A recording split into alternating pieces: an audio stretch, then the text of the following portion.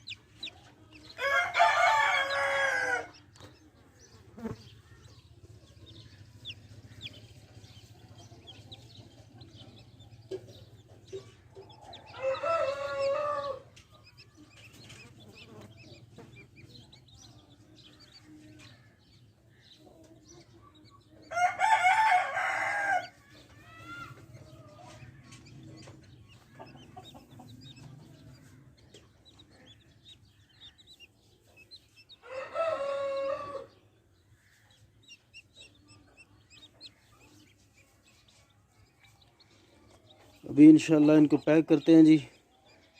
बकिया video फिर आपको भेजते हैं पैक करके।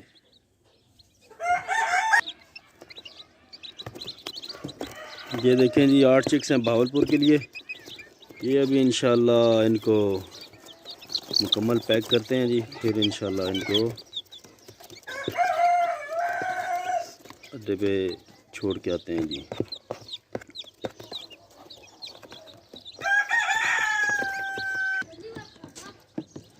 ये जी अभी बहावलपुर के लिए पैक हो गया जी। 8 चिक्स हैं जी बहावलपुर के लिए।